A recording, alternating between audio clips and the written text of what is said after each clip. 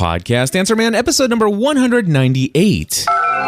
Entertaining, educational, and encouraging content that makes a difference. This is GSPN.TV. Join the community.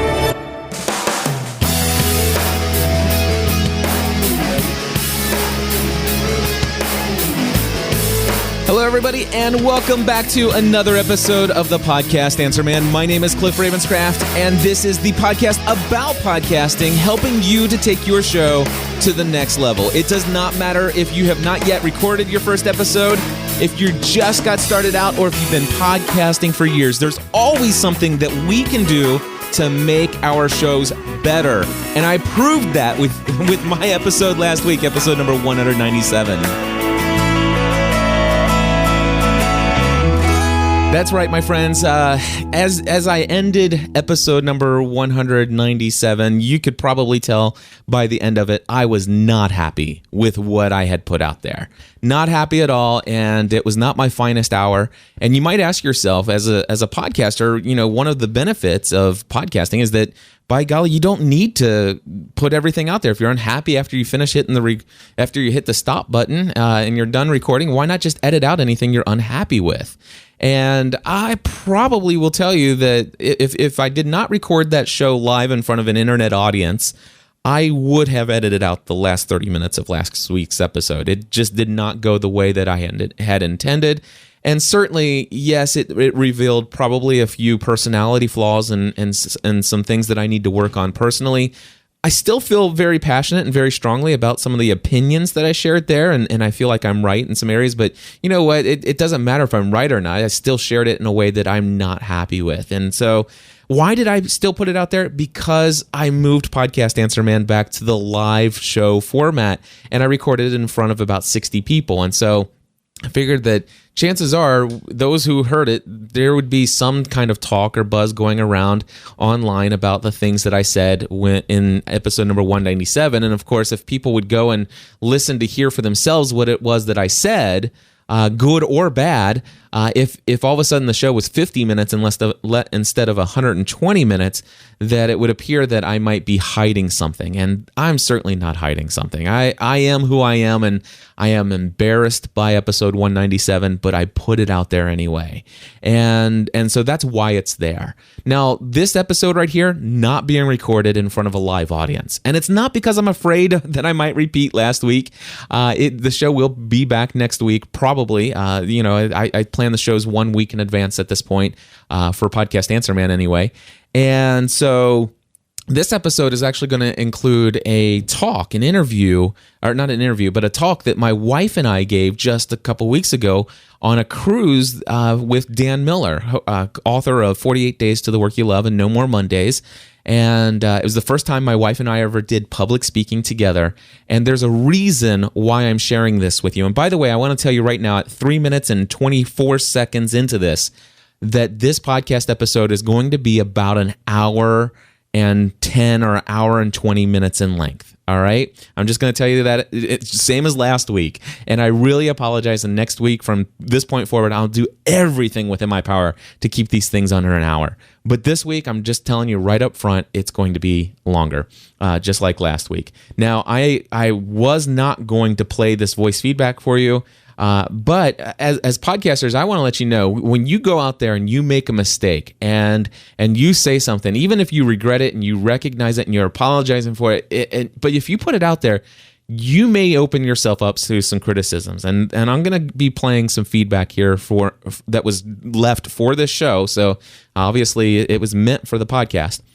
And I'm going to tell you right now, I probably deserve a bit of what you're about ready to hear, but I don't deserve all of it. And I completely disagree with quite a bit of it. And before I go any further, let me just play the voicemail. I did not want to edit a single word out.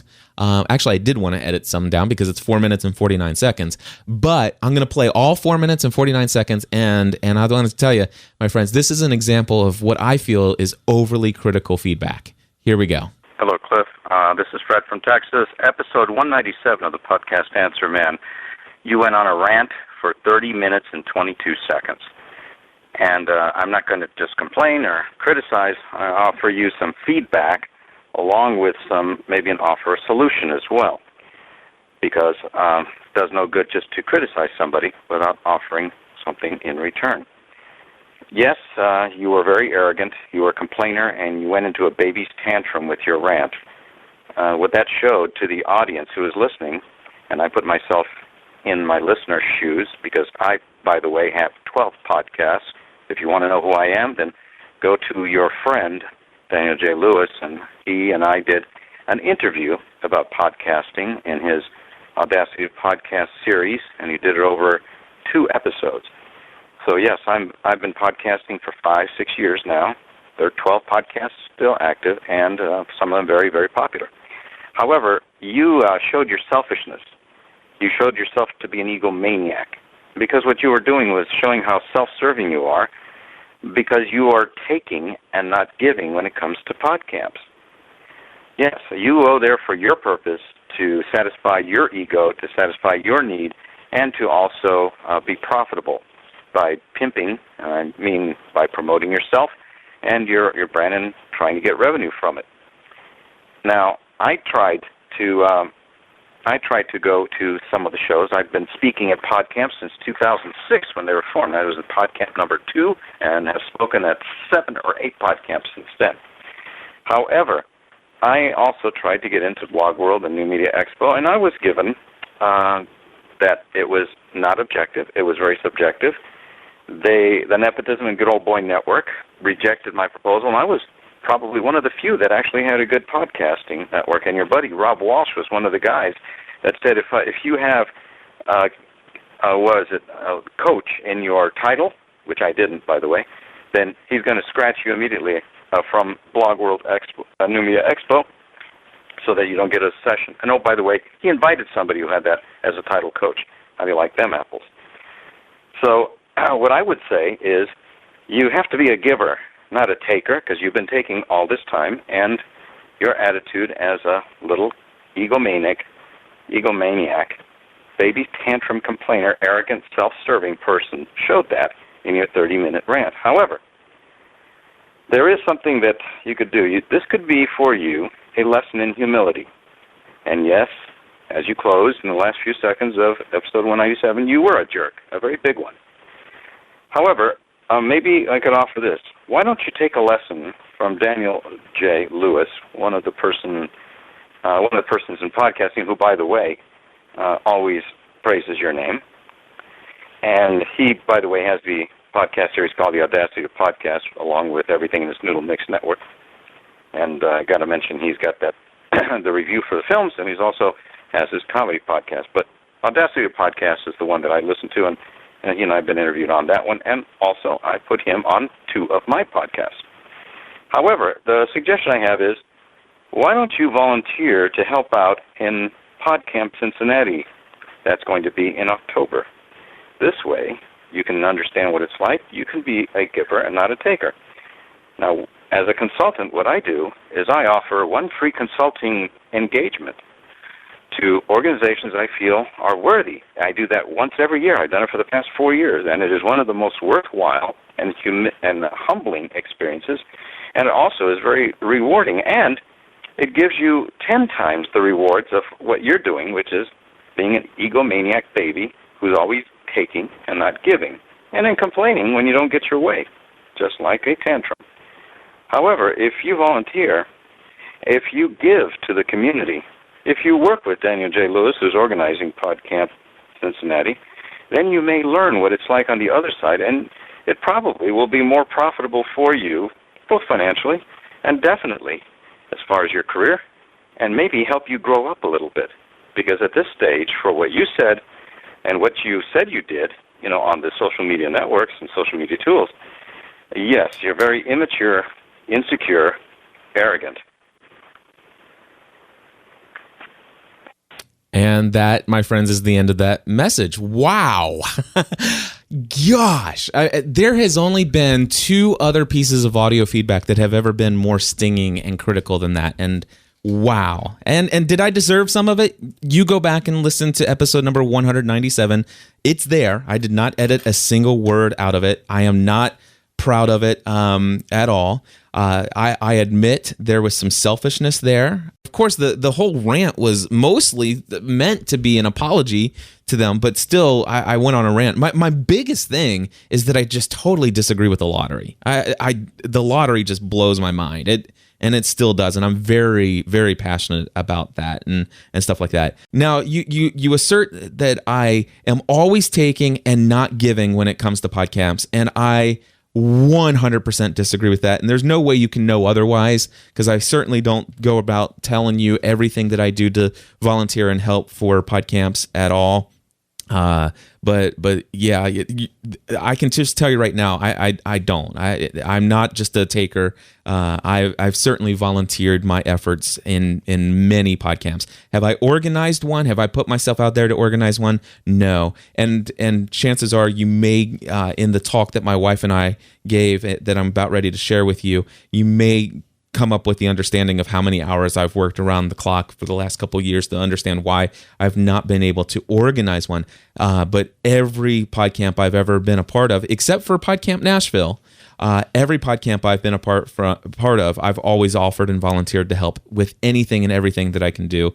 And I've been a very big part of making sure that I was in most all the planning sessions for PodCamp Ohio, for each of them. And certainly as the event approached, helping them to set up for the day, stuff the swag bags and all the other stuff. I'm always there the day before, making sure that I can pull things off, doing everything to make sure everybody gets to where they're going. Yeah, I give. I'm not just the taker. And as far as your lesson for humility, certainly episode 197, just putting it out there was a lesson in humility. I certainly am not happy about how it happened. But my good friend Daniel J. Lewis, who I love, and he is a very sincere, close brother in Christ. He is a very good friend of mine. He attended a Bible study that my wife and I held in our home every single week for probably at least a year, if not multiple years. I'll let Daniel fill in the details there, but Daniel's a close personal friend and brother in Christ, and I love and care for him sincerely, and I love what he's doing out there. And yes, go check out the Audacity to Podcast and Noodle.mx and all the other wonderful things that Daniel's doing. And I continue to pray for his success as he transitions to doing some of the work that he loves for a living, and I hope that he achieves a ton of great success. And I am very delighted to know that he had started the planning for PodCamp Cincinnati. I had registered podcampcincinnati.com back as soon as I got back from PodCamp Boston, and I had let that go after a year when I realized that I was just way too busy to do it. He picked it up and has been running with it. I will say that, not that I would have ever said this otherwise, but I will tell you now, I was one of the first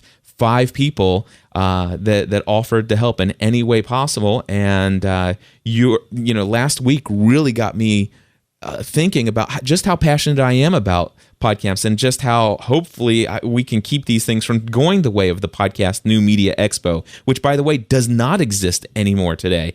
And so, yeah, I certainly have some strong feelings about how, to run some of these, and I've been to quite a few, and I have touched base with Daniel and have reconnected with him, and in fact, I will. It's still quite a ways away. It's still October 2011, but to assume that I'm not willing. Anyway, if Fred feels this strongly about episode 197, there's got to be at least a couple more people who feel the same way about me after hearing last week's episode. And so what I'm hoping to do in this episode is I want to share with you the following talk that my wife and I gave last week. And I want to let people know, if Podcast Answer Man's all you listen to, do me a favor, go to gspn.tv. Spend 5, maybe 10 minutes, browse around that site, and understand that Podcast Answer Man, this part of what I am or who I am and what I do, this is a very, very small percentage of who I am and what I do through podcasting. And my entire life, for the last 5 years, has been about giving.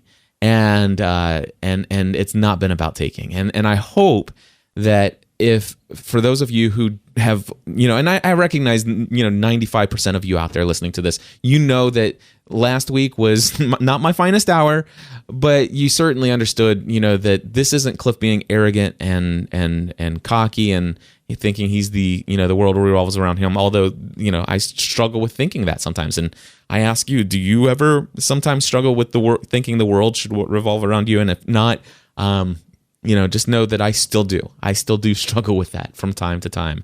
But with that being said, hopefully this talk will give you a greater understanding of my heart for podcasting and a little bit of our story of where we are focused in our mindset when it comes to podcasting. So without any further ado, here is that talk right now.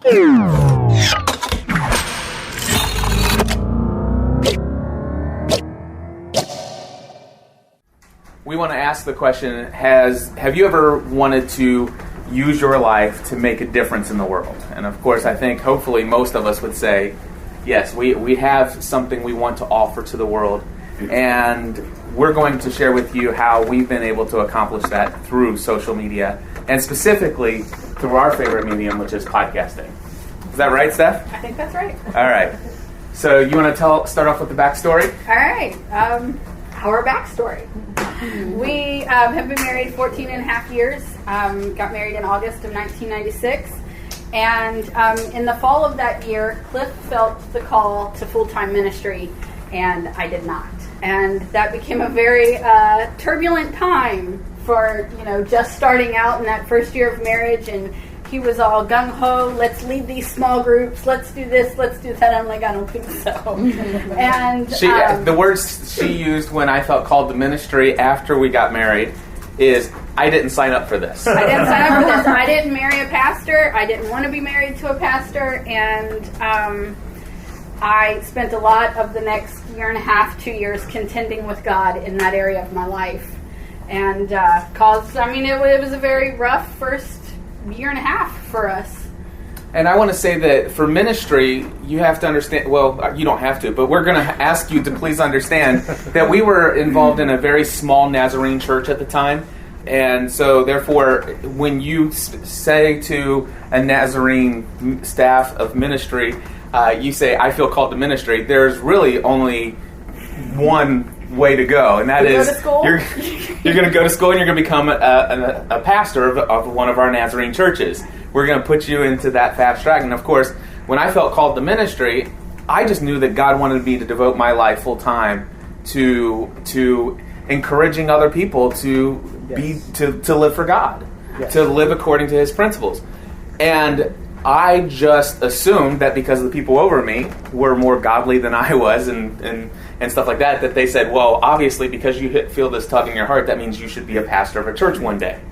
And I'm like, whatever you want, God, I'm there. And Stephanie's like, there's no way on earth I'm called to be this Nazarene pastor. So why? I wasn't. And, I remember we sat down with our head pastor and his wife. We went out to lunch with them one day, and I told him flat out, I'm like, Keith, I'm not made for this. I can't stand on that pedestal that they put Marie on. I can't... that was his wife. That's his wife. I can't... I don't fit that mold that people associate with a pastor's wife. And he looked me square in the eye and he said, break it. And I've been breaking it every day ever since. Yep. So here's the deal. I got a position after a year of studies as the associate pastor of our small Nazarene church. And I studied for 2.5 years till I got my district minister's license. It was an interesting time, to say the very least. And I learned a lot of things about how churches work and the politics and everything that we're involved in. And in spite of all the things that turned me off, I knew that if God wanted me to do this, as far as full-time ministry, then this is what it looks like. Well, in December of 1996, yes, I had an offer. Back a little bit. Oh, by the way, when I was associate pastor, I did that at no pay. They paid us a partial housing allowance, so it did pay for part of our rent, and they did pay for his classes that he was taking. That's true. At Nazarene Bible College, and we were promised a lot, but never delivered a lot. Yeah. So. But the thing is the pay wasn't great, and it certainly wasn't going to be anything that was going to help me to support myself, my wife, and then we found out right after that Stephanie was pregnant with Megan, our first child. So I'm sitting there, Stephanie's working, and I'm working, and we're looking, how do we pay the bills? And we're going to get into a little bit more about the D word. Mm-hmm. And trust me, it's not the bad D word. It's actually it's a bad D word. We'll tell you about the bad D word in a minute. What happened is my family owns an insurance agency. My stepdad and my mom have been married since I was about 5 years old. So he's practically my dad. And my dad owns an insurance agency, and it's been in the family since 1935. And the offer was made to me to come in and work with them in December of 1996. Now, they brought me in as a computer network administrator because computer networks were brand new, and they said, you pretty much can figure out things with computers. Why don't you come on board and work with us? And I said, listen, I'll come work with you in the agency as long as you'll promise me two things. Number one, you won't make me sell insurance because I have no desire to ever do so. And number two, that if I ever am offered a position as a full-time minister, that you will not give me a hard time about leaving, no matter how little the pay may be. Because my dad has always made a pretty significant amount of income and has shared his desire for me to do the same, to provide for my family moving forward. So he said, yeah, absolutely. If we won't make you sell insurance, we won't make you do anything else. So I went to go work for my dad. And one thing led to another. I got the network set up. And so what do you do working 40 hours a week in an insurance agency when the computers are up and running and there's really only two other people in the office? And what do? You help answer phones. You get your insurance license. Well, the thing is of course, it started out with my dad's he says, now show me how to quote using this new software. So I had to learn how to quote insurance. And and through the process, I picked up a lot of the knowledge of insurance and stuff like that. And so my dad, not liking computers, says, why don't you do these quotes for me? And of course, by law, I can't pick up the phone and give the client the price, but I can take all their information, put it in a piece of computer software, and punch it all out, print it up, and give it to my dad, and he can call them and give them the price. Well, that wasn't fun. Cliff wanted the commission off of those. Well, the thing is, I'm doing the work. I want the commission. Well, the thing is my dad says, you're doing all the work. Matter of fact, you're taking the information over the phone. You're putting it into the computer. You're choosing everything, and all I'm doing is picking up the phone and calling. And I'm so busy, I can't call all these people back. Tell you what, you go get your license, and I'll pay you X number of dollars for every one of these that are sold. And thus began my property and casualty days. And then after that became my life and health insurance days. And it got to the point where eventually I was making $87,000 a year when pretty much everybody my age wasn't making that much money. And so I was doing pretty darn well in the insurance industry. Then something happened Megan was 15 months old. I had just found out that I was pregnant with Matthew. And on Valentine's Day of 2001, at quitting time, I got fired from my job. And it was... That was 10 years ago. That was 10 years ago, yes. It was the best thing that has ever happened to our family before quitting his job. And when we got married, we decided that I would always work. We both came from two working parent homes, and that was just...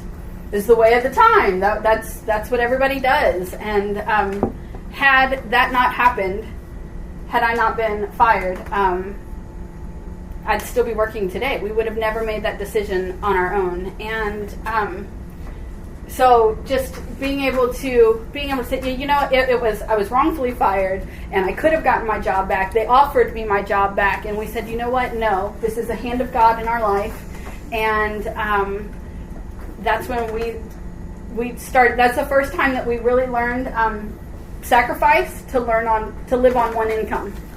All right, then comes the big D word. Now, of course, the big D word happened a lot before this. Oh, we've been building it up for a long time. So Stephanie was young when I married her, and I brought the big D word into our marriage. And that, of course, big D word is the word debt. But our money got married. Our money got married. For you, all right. I didn't have any debt, but I got some really fast. Like it or not. Now, the thing is I grew up in a family where money, there was plenty of it, and of course, I was never taught well how to handle money, but I knew how to spend it because I saw a lot of that. So I had a student loan where I finished off a couple years of college, and then I had a car loan, and I also had credit card debt, which I brought into our marriage. And I taught Stephanie how to spend money on credit cards. So it didn't take very long, but we added it up at one point when we finally learned that we wanted to live differently. At one point, we were well over $80,000 in unsecured credit debt. We were. Over 80, and we're not proud of that, No. but we're proud of the things that have happened since then. So we heard about Money Matters from a guy named Larry Burkett. Have you guys ever heard of Larry Burkett? I think he passed on a couple years ago. Anyway, it was the very first time in my life I had ever been approached with the idea of budgeting. I am not kidding you. I don't know how old I was at this time. Probably mid-20s. You were probably approaching 30 because we started the Larry Burkett, and then when you were turning 30, that's when we built the house. Okay. The amount of debt that we had, and just hearing about budgeting for the very first time was the most frustrating thing you can ever imagine for me, because it was just so overwhelming. It doesn't matter how much money we brought in, there wasn't enough to pay all the bills. And it was still had $80,000 debt. Huh? Yeah, we still had $80,000 in debt. And of course, we never had. I mean, there wasn't any kind of talk about how to prioritize. It was just, I'm sure Larry Burkett had some wonderful materials, but me, I just heard him on the radio, and I bought one of his workbooks and started to fill out some spreadsheets, and we gave it a shot, and we failed miserably month after month after month. But eventually, the one thing it did do is it trained us to understand that we have a problem. And it's a problem that needed a solution. And we just continued to just live, month by month, week by week, and sometimes day by day, going to the gas station, filling up the car with $1.17 in pennies and gas, and not filling up the car, but putting some gas in the car. So things were really bad. There's a gas station in Newport that will only take $3 in pennies for gas. Yes, that's the limit. All right, so That's as much as it'll take. So then we heard about a guy named Dave Ramsey, or I did anyway. And I heard about him from a friend of mine at church, and then he talked about debt-free living. And of course, I remember my stepdad saying, you don't ever live life debt-free. You always owe people money and stuff like that. That was the philosophy. It's just you're going to owe people until you die. And I'm like, okay. And then I heard this philosophy of debt-free living, paying off everything and you don't owe anybody anything. And that was a foreign concept to me. And I thought this friend of mine was crazy, first of all, the one who told me about this Dave Ramsey guy. And then I heard him on the radio one day. And then I listened to Dave Ramsey, and I'm like, this guy is crazier than I thought. I mean, I just remember thinking, this is so radical. Different from what we're used to hearing, and all of a sudden I started to get excited about the possibilities when I heard the testimony, the people calling in, talking about the fact that we started 5 years ago, we started 4 years ago, and what they were able to pay off in the amount of a short period of time. And they kept mentioning this book called The Total Money Makeover Book. And so I went out and bought it. He bought it. I talked with Stephanie. Home. We looked at it. We flipped through it.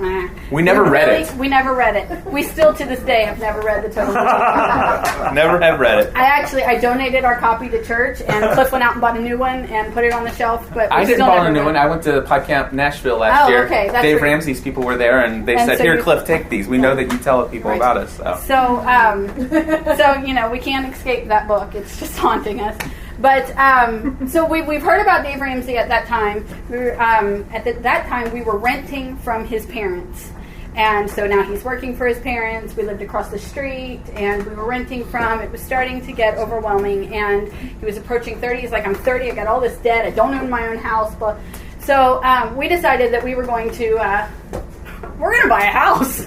Yes. Because, that's like the smart thing to do, right? Well, the thing is we knew we were interested in Dave Ramsey at this point, and I knew that I didn't want to get serious. I didn't want to get serious into Dave Ramsey stuff because I knew what Dave Ramsey was going to tell us to do. Right. And so before we got started with Dave Ramsey, I said, let's do one last stupid thing. So we built a house, and because if we start Dave Ramsey, we know we're not going to be able to build this house. that's right. So we built our house. And Zero money down.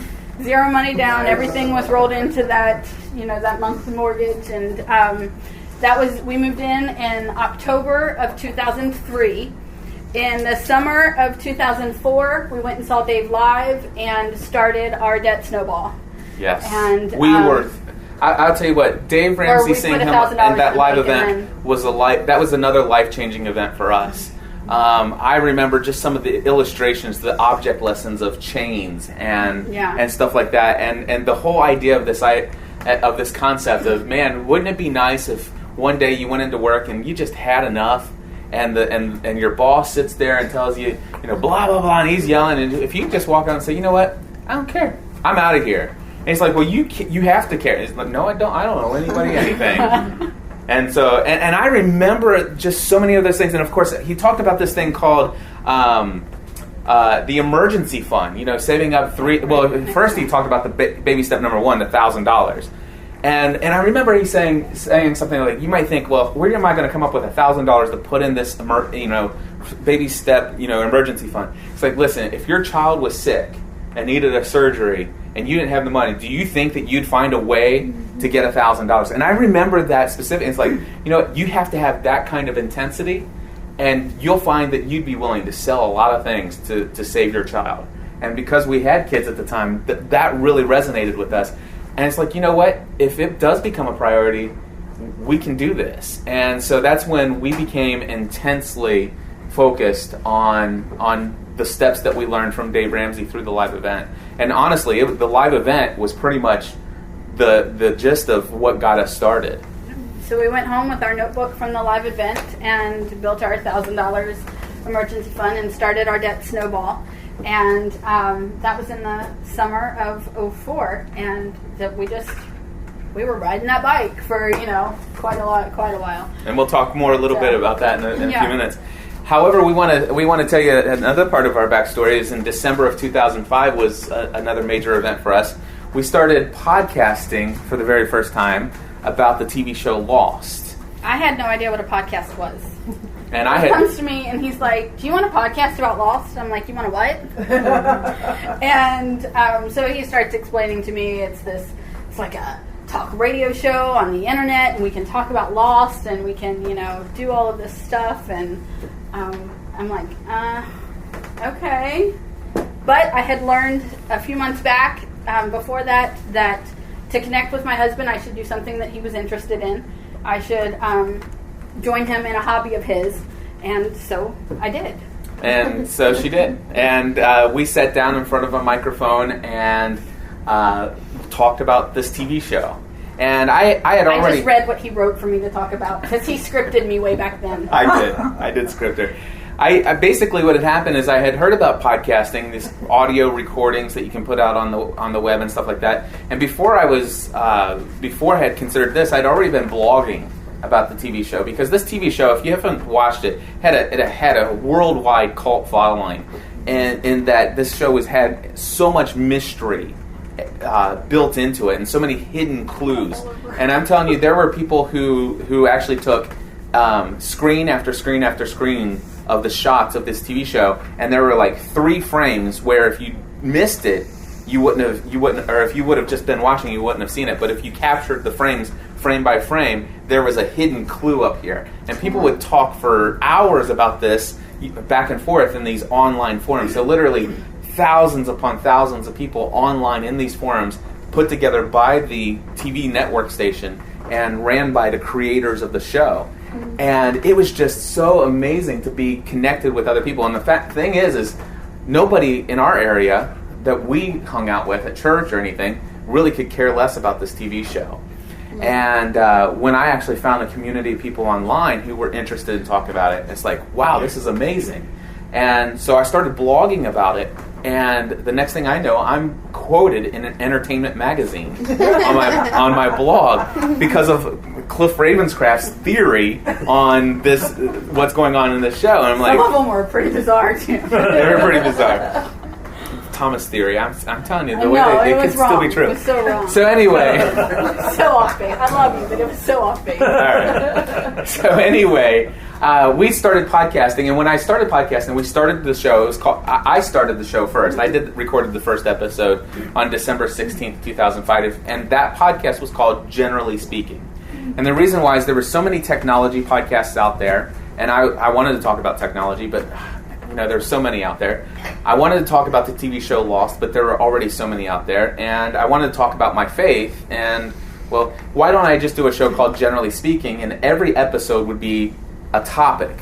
And whatever that topic is, it'll just be in the title of the episode. And so I recorded solo the first episode explaining to people what my idea was. And the second episode had Stephanie in it. And so did the third and the fourth. And what happened was we had 14,000 subscribers by the third episode.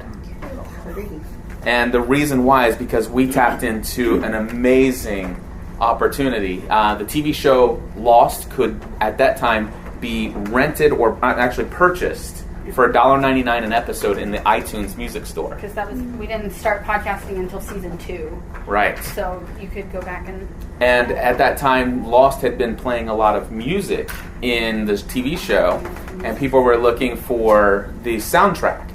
And when you go into iTunes and search in the music store for Lost, it will show you the music that will pull up, it'll show you TV shows, and it will show you podcasts. And we were the second podcast right next to the official podcast put together by ABC. Wow. 14,000 subscribers by the third episode. And we had people begging us, please forget your original idea and just do a show devoted to Lost. And so, my thinking ahead is like, I still want to talk about these other things. So it became the weekly Lost edition of the Generally Speaking podcast network. So, and it was the only show of our network, but it was the foundation for things to come. In March of 2006, I launched a second show to replace Generally Speaking called My Crazy Life. It was that show where I could talk about anything and everything. Because people had asked us. They're like, we love listening to you guys talk about Lost, but now we want to hear about you. We want to hear about your life. We want to hear, there's just something about you guys that that I'm not finding in my everyday life. And so that's where My Crazy Life came from, and it's just talking about the Ravenscrafts, which was kind of scary. It was, but we had some people would write in, and there was some religious themes or elements in the TV show Lost, and we would bring in some of my understanding of what the Bible says and how that relates to what was in the thing. Of course, I never went into this as, this is a ministry outlet for us. This is pure entertainment and enjoyment for me. So if anything, this is a way for me to break free from all this ministry that I'm doing and all this work that I'm doing. This is one of my creative, just fun outlets. And occasionally, our faith would just barely be touched on, and then all of a sudden, we'd get emails saying, I have the sneaking suspicion that you and your wife are Christians. Is that true?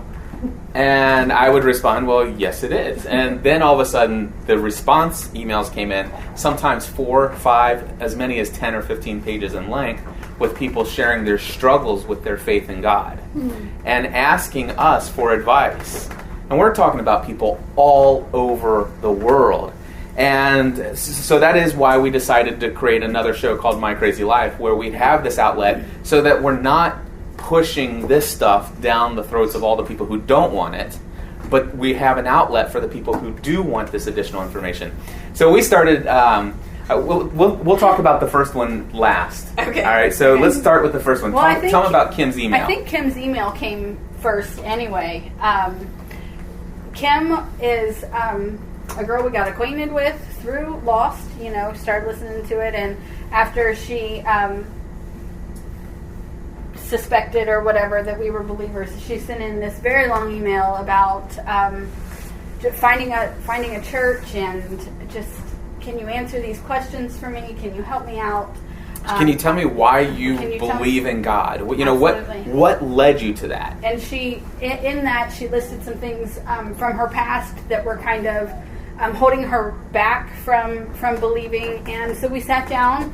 Well, I wrote her back and said, listen, you know, honestly, I've got a few emails with people with the same questions that you have, and I would love to respond to you, you know, and share everything in written text form if you'd like. But if you would be willing to let me read your email, I won't even use your name. Right. But if you'd be willing to let me read your email in a podcast, Stephanie and I will record a response for you. And she says, by all means, use my name. And we said, okay. And so we titled that episode Kim's Email. Kim's Email. And we sat down and we answered her pretty much paragraph for paragraph to the best of our ability. And it became a very popular episode.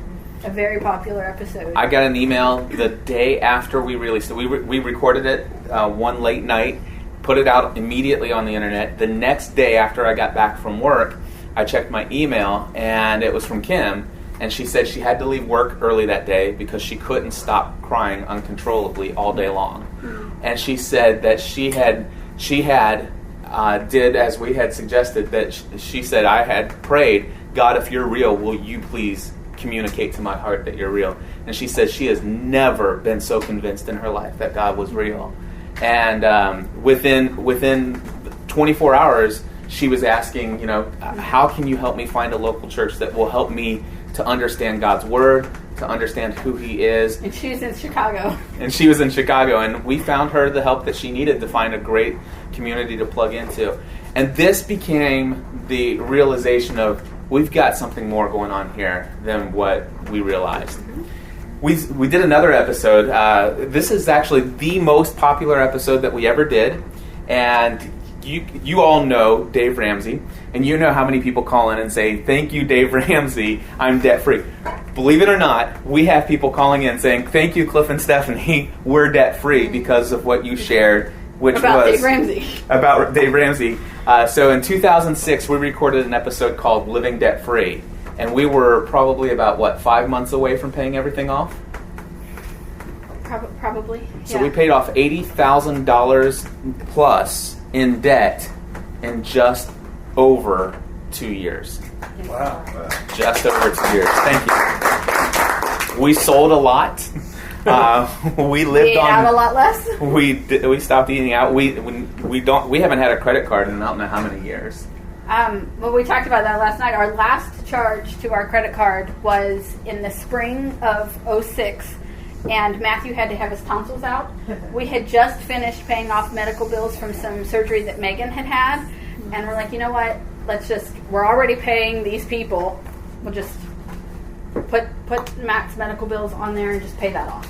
And whether it was smart or not, we did it. It doesn't matter because it's in the past. And we did it and we paid it off. And we haven't had a credit card since. And don't desire one.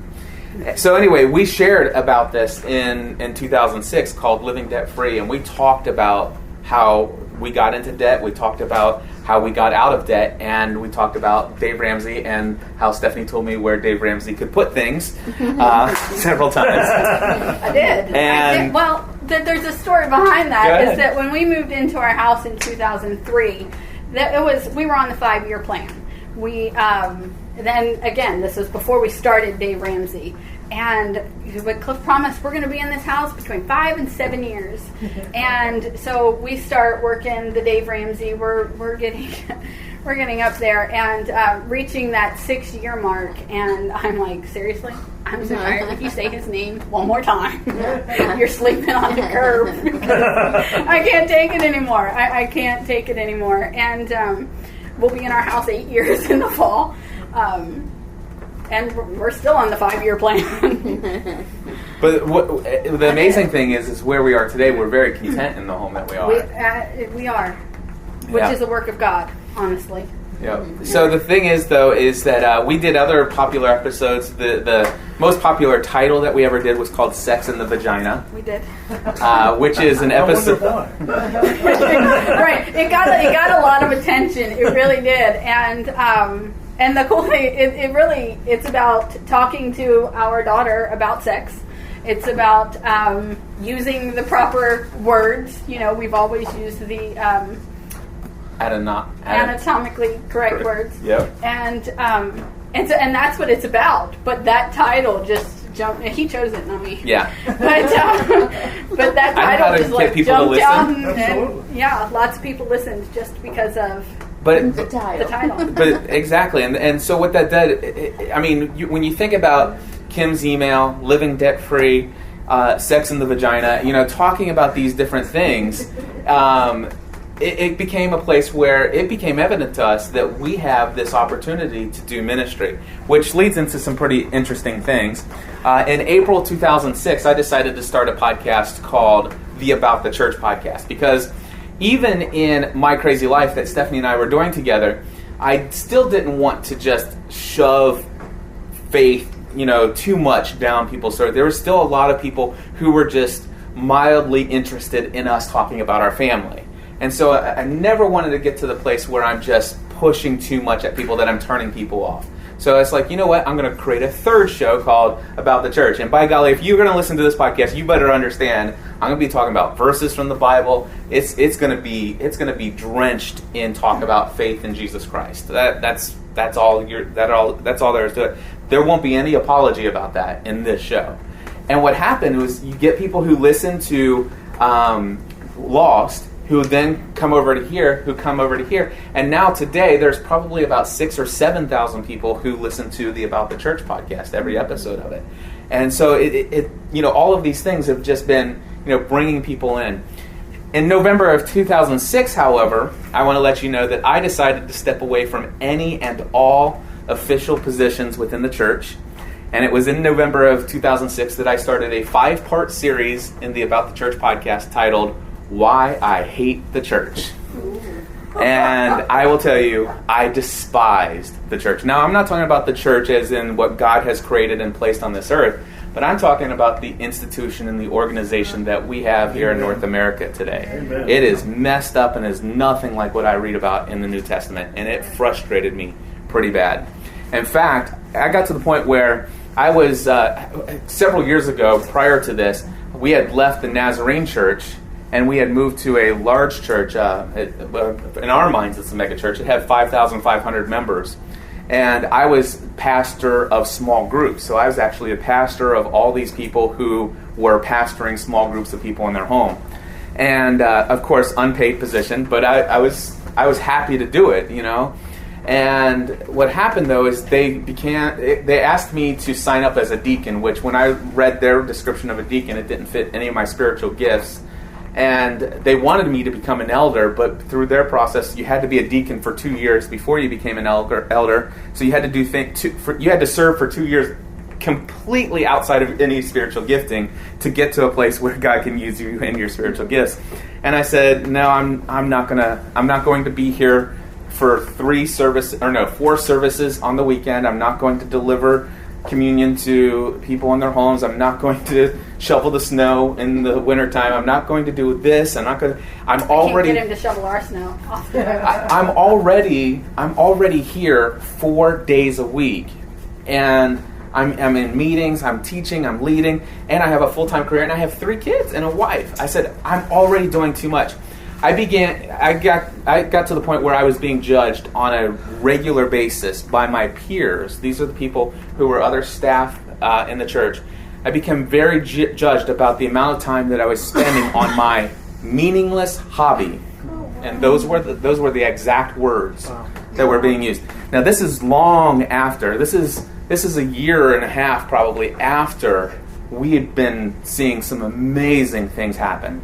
And of course, every time I would share this with other people in my church, they could care less. They only wanted to talk about the growth of the ministry, the growth of this, the growth of that. And it's like, well, these people aren't coming here.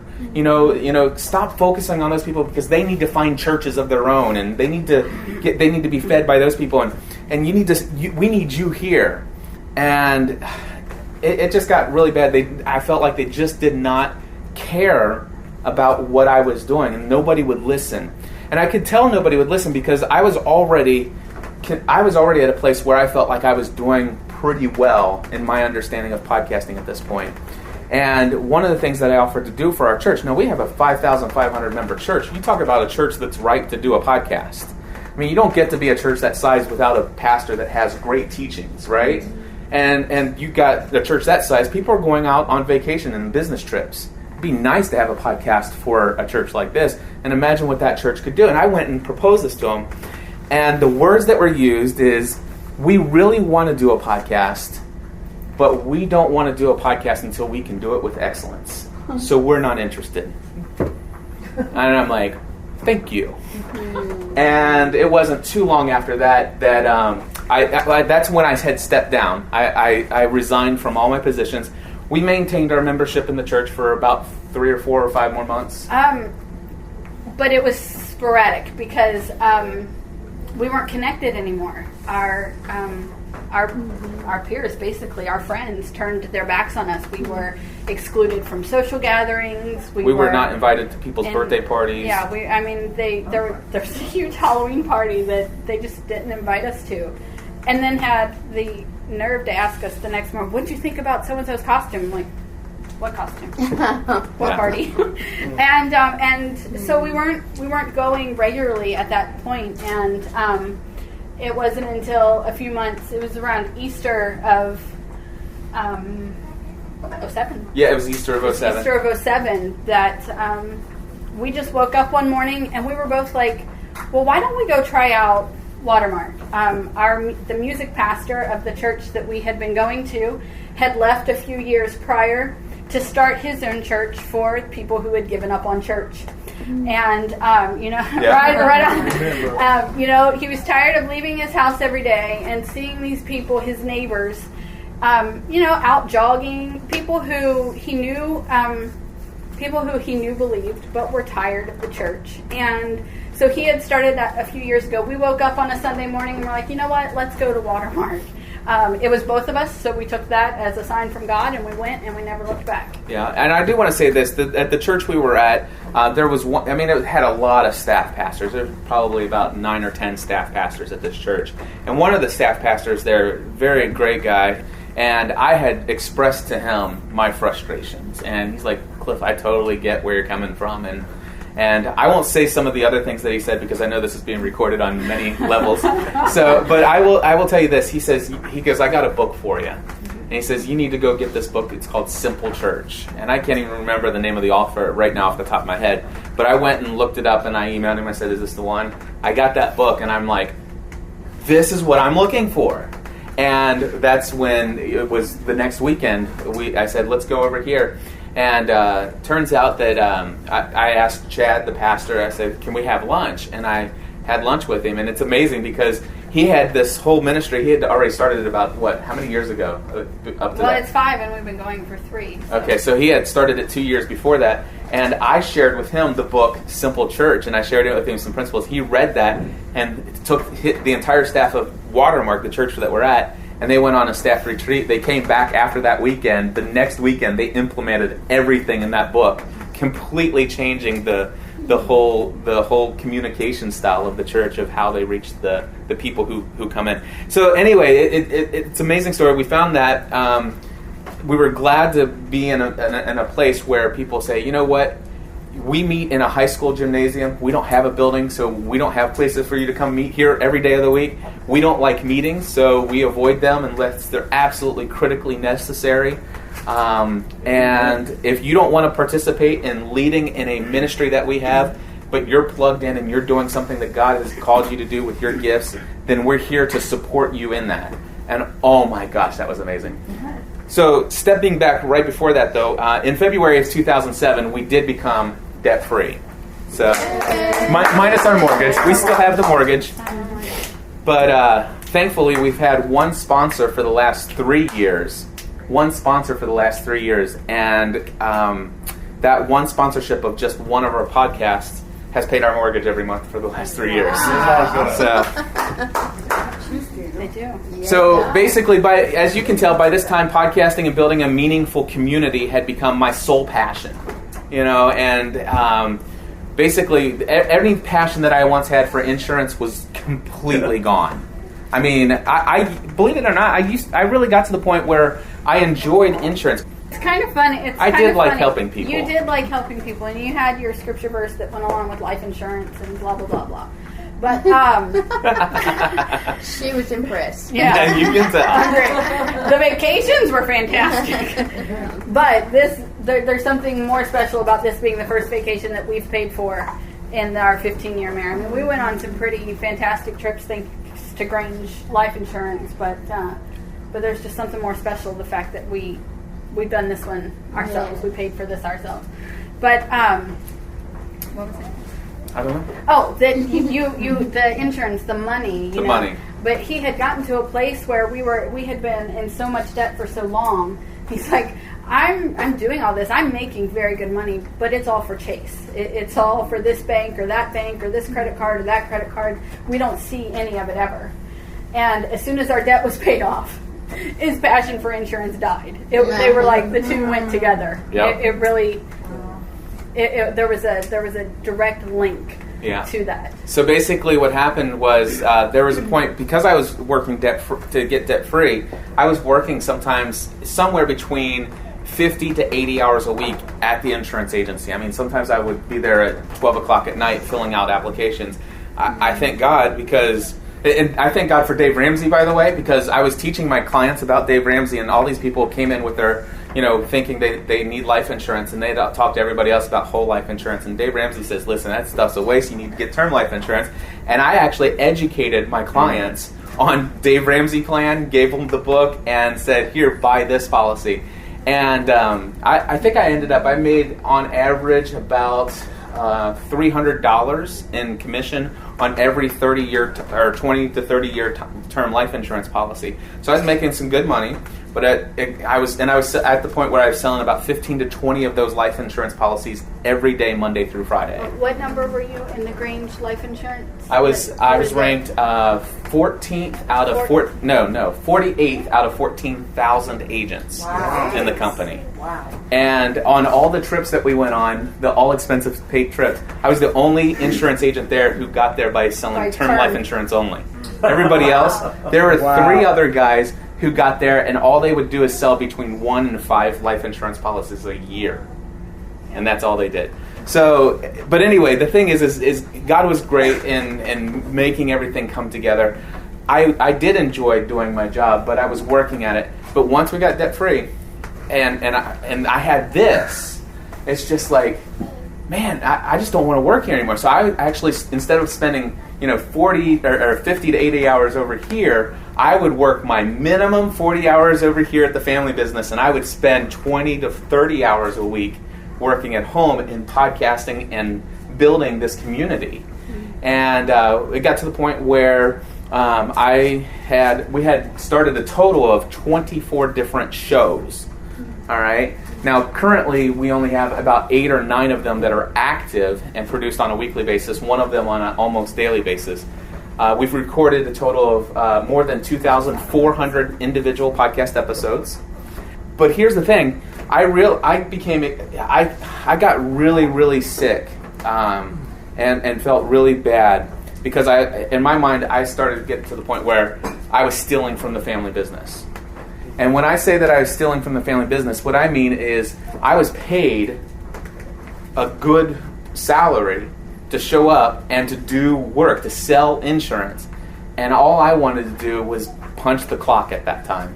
And of course there wasn't punching a clock, but I would show up, and I'll tell you, I spent probably about 70 to 80% of my day, every day, Monday through Friday at the insurance agency, exchanging emails with people from the community of our podcast. And it was really bad. And I'll tell you what, that sent me into a pretty bad depression because of the guilt that I felt over it. And it got to the point where in August of 2007, I came up with the big decision. I either had to quit podcasting or I had to quit my job in insurance. And so I don't think you'll guess what I chose, but I actually quit podcasting. Wow. I did for 1 week. I quit podcasting for 1 week, and wow, I thought I was miserable and depressed before that. When I quit podcasting, I did not want to get out of the bed in the morning. and go into work, but I made myself usually late, and all I could think about all day long was going to bed that night. That was it. And I hate to even admit it, but spending time with my wife and kids wasn't even a thought. It was just like I was miserable. I was literally depressed. So I returned to podcasting 1 week later, and I returned with the idea that I might possibly try to find a way to make podcasting my career about 5 to 10 years down the road. Basically saying the only reason I'm here in insurance because my dad owns this agency and he needs me here. And, I don't know why I thought this, but this agency couldn't live without me, working here. And that I would really be letting the family down if I left. And that's the only thing that was keeping me there. And so I thought to myself, well, I'll just put this dream I have on the back burner until my dad retires. And when my dad retires, instead of me taking over the agency, which was the plan prior to this, instead of me taking over the agency, he'll sell it or whatever he wants to do, and then I can go and do what I know that I want to do with my life. And besides, I need to spend some time to build up capital or something like that to do this. So September 26, 2007, Stephanie? I walked into the room to my very mopey, depressed husband who I couldn't stand anymore and said, it's time to leave insurance. You're going to start podcasting full time. It was pretty much that. It was just like that. I told him I'm ready to have my husband back. My kids are ready to have their dad back. I can't live with anymore. I can't do it. It's you're making me miserable. I can't watch you anymore. And it's time. It's just time. And he's like, "Are you sure?" I said, "Absolutely." Cliff is very. He likes to waver on decisions. Waver is probably the wrong word, but I like to think about them for a very long time. He likes to analyze them. I make a decision and I stick to it. And I said, no, this is the way we're going to go. This is how it's going to happen. And you're going to go in and you're going to give notice and you're going to do this. And I said, I want my husband back, and I got him back about a year ago. Yeah. And it was a long process, a lot of stress and nerves, because he went in on October 1st of 2007, and gave his 90-day notice to his dad, thinking that his dad was going to be like, "You're crazy. This isn't going to work. You got to stay here. You got to do this." And he was kind of hoping that would be his fallback plan. If Dad's not gonna support it, I can't do it. And no, Dad completely supported it. My dad says, "I've been waiting for you to come and tell me when you were when you were ready to step up and go do something that you want to do with your life." Wow. He says, I didn't want to suggest it. As far as I'm concerned, this is always here for you if you want it, but I know you're not here. And you got to do something that you love. And he says, what you do with your podcast, how excited I see you. He says, in my mind, there is absolutely not a possible way. There's not even a chance that you could fail. And he says, in fact, he says, I wouldn't be surprised if one day you don't make more money than I do. Mm-hmm. And my dad makes a lot of money. So, and I'm like, whatever, okay. So, but I got that support. I want to say one other thing about my wife. She's been stay-at-home mom since for the last 10 years. She says, I don't care what it takes. You're going to go put in your notice. If we have to sell our house and rent, if I have to go out and get a job, whatever it takes. You're not going back to insurance. You're not going back to insurance. And so I kept my license for 1 year and all that stuff. But after the first year, I cut all ties. December of 2007 was a little rocky. Cliff couldn't quite breathe properly. He didn't sleep very much from the anxiety because I like to say we jumped in head first. We had no plan. We had no clients. We had nothing but a community that had stuck with us from the beginning, and people who believed that we could do it, and we had faith that this was God was calling us to do. And by the way, Dan, tells everybody on the podcast, listen, you don't want to just jump into this without a plan and stuff like that. And I totally agree with Dan, because it was tough in January of 2008.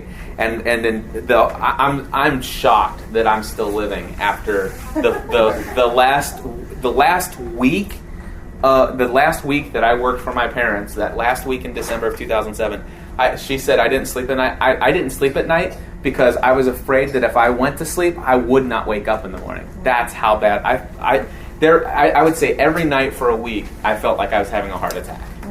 It was that bad, and so I don't recommend what I went through. But I tell you, it was a growing experience for me.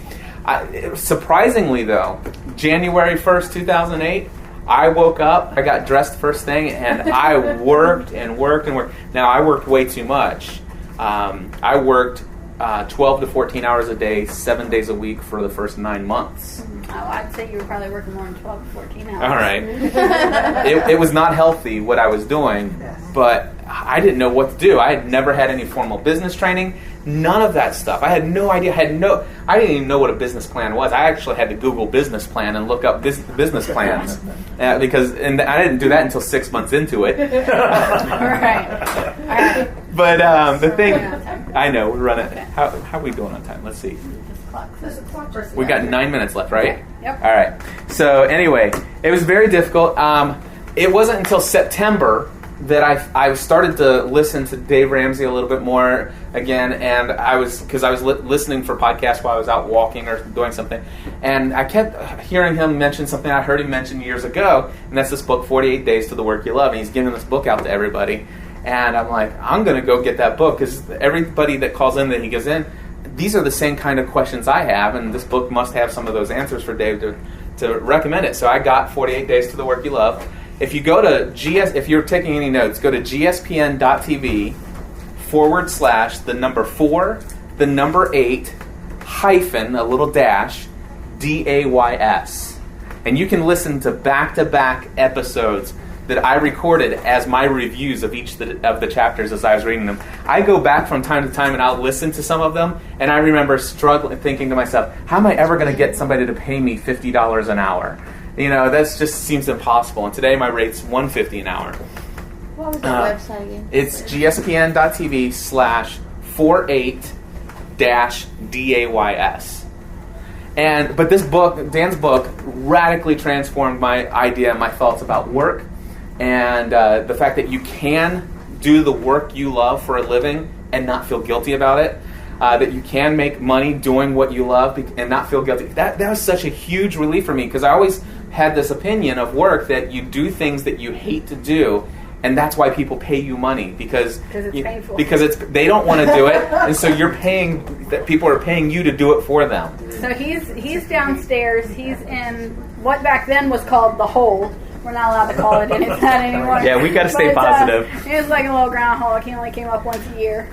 We'd yell dinner. He'd poke out and run back. And so he's down there trying to figure out how he's going to start making money. And I'm like, that's fantastic, but we need to put some food on the table. We need to come up with something to do right now. And so with tons of taxes and penalties, we withdrew from his pension that had accumulated while working in insurance, and we lived off of that for the year of 2008. Yeah. Plus our tax return. Yeah, the amazing thing was we had lived on a great budget that every month or every week when I would get my paycheck from insurance, I would save all my paychecks, and at the end of the month or the first of the next month, I would take all the money that came in the prior month, and we would give every name $1, and we every would dollar. every dollar. Okay, every dollar had a name, and we would decide where that money was going to go, and that's how we would budget month by month, and so. I don't have any dollars to name. Well, in January we lived on December's income. In February we lived on my final bonus from insurance from December. Plus Christmas money. Plus Christmas money. And then in March we lived off of, or March, April, and May we lived off of my tax refund from the year before. And then June, July, and August, we barely squeaked by with the little bit of money that the business had earned over the first 9 months. And when I was reading this book, I realized I can't just sit here and spend all my day trying to land business. I need to start putting a plan together, and I need some time to think about working on my business instead of just working in it day by day by day by day. And so that's when I decided, you know what, we had a significant amount of money in a pension, and I took out $14,000, paid $4,000 in taxes and penalties, and I didn't want to take out a loan, and I didn't want to get debt, so I had $10,000, and we lived on $10,000 the last 3 months of the year, and we made it. And of course, that I just want to say that everybody says that's the stupidest thing you could ever do in the world, and I would probably agree financially, but it was before the stock market crashed, and the month after I took out that $14,000, it went straight down. I made money on the deal, so I don't suggest people do it though.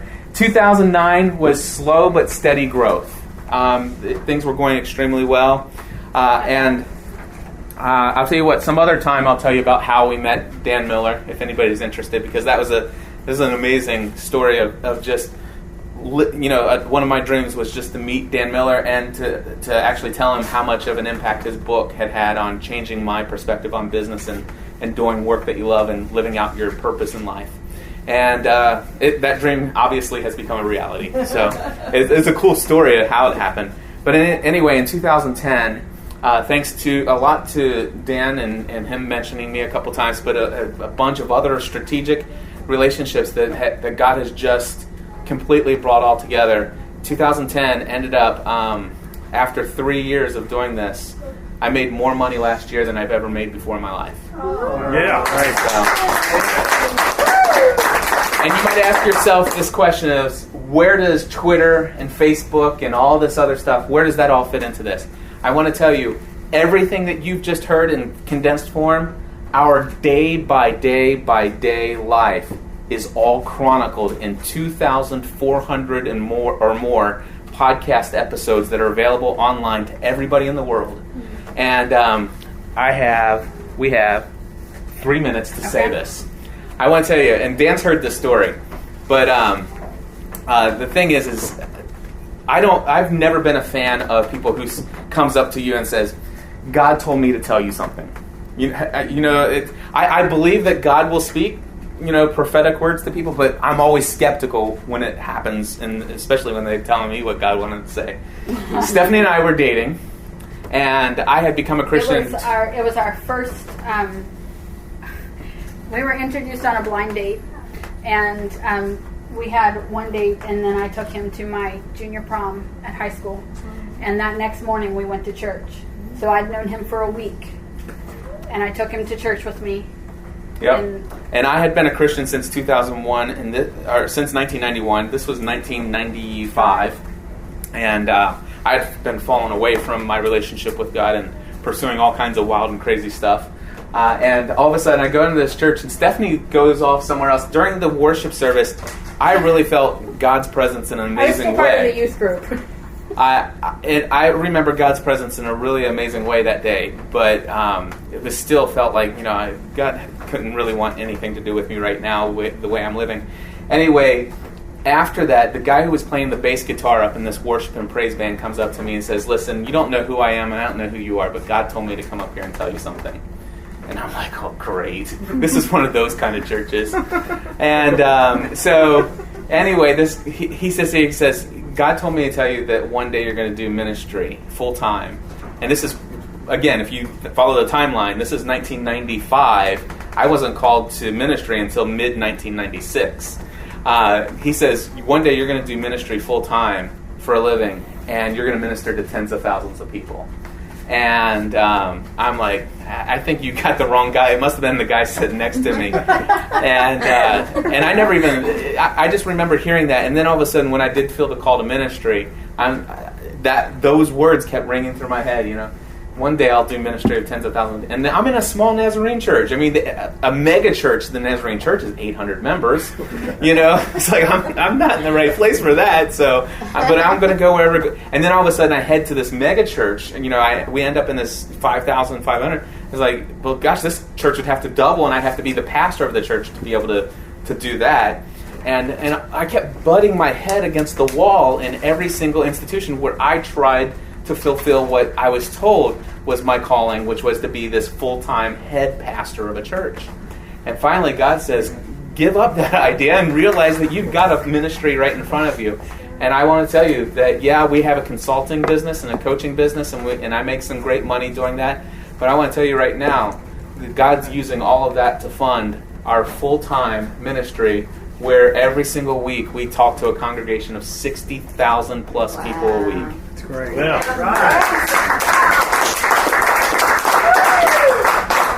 And I want to just say thank you to God for my beautiful wife who pushed me over the edge and says, you got to do what you got to do. And she sacrificed a lot. So thank you, everybody. Thank you. Thank you. Stephanie, how do you feel about being a pastor's wife? I'm pretty content now. Isn't that awesome? Broke the mold. Well, you know, the funny thing is that for the last 15 years, God has been preparing me and shaping me, and now He's saying, guess what? You're not just a wife, you have your own purpose. Yes. All right. Yes. And so He's doing some radical changes in my life as well. Yeah. Yeah. Thank you very much. Thanks. Such for a sharing. great example of how we're all in ministry. Yes. Absolutely. Yes. And Absolutely. it's why does it take us so long to figure that out? That just because you're not at pulpit on a Right. pulpit Absolutely. in the church, that if you're not there, that you're not in ministry. This is just ludicrous. Absolutely. We are all in ministry. We are all in should ministry. all be in ministry. Which is what we're actually all called to do. Anyway. Exactly. Absolutely. Exactly.